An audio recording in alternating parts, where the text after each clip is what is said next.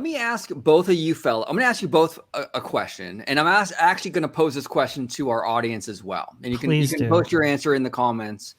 With Disneyland, it was very much when it comes to Walt and Disneyland, it was very much okay. Walt proposed this idea of the park.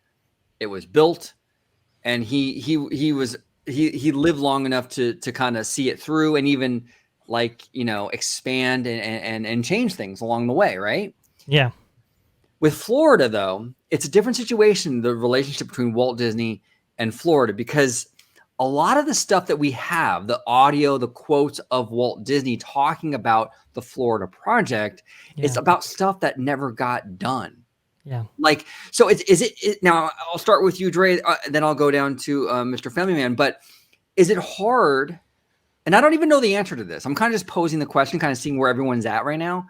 Is it hard, though, when you have a bunch of audio of Walt Disney saying, we're going to build a community of tomorrow, and that never happened? Is that kind of an issue for Disney when they try to utilize Walt Disney quotes or what have you with Florida, when the thing that he was kind of talking about didn't really happen? What do you think, Dre? Then we'll go down to George.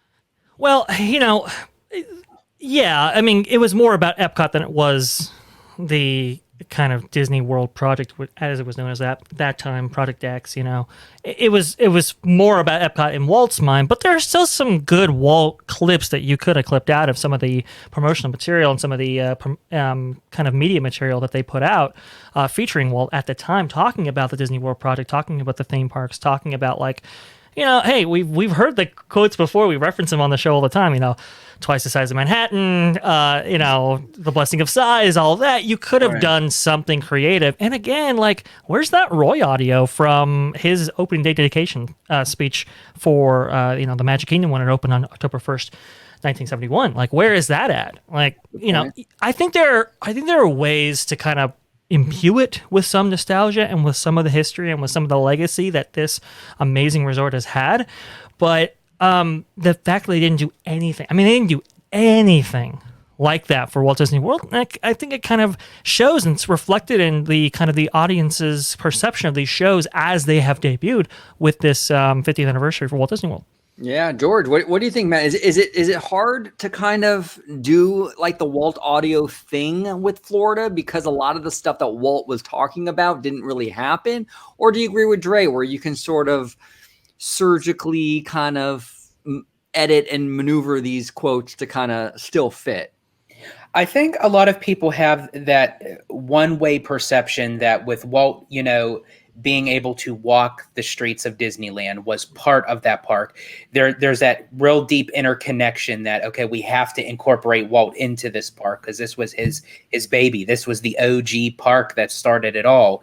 Right. But at the same time, he had a much bigger dream in mind outside of Disneyland. And it was something that was so ambitious and so, even though he didn't get to see his dream kind of come to reality, it was his handprints were still on it.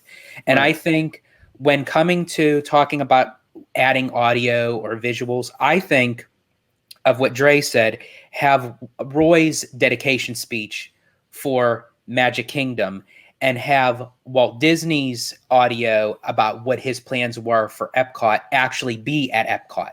Infuse it into the core, maybe project something off of Spaceship Earth where it's showing, his plans, because at some point we are going to get Dreamer's Point at Epcot where they're making a statue of Walt sitting, looking out into the park. So even though that wasn't his intentional vision of Epcot, it's still a representation of what he stood for. And I think it's sort of kind of taking him in vain to not have him part of that celebration.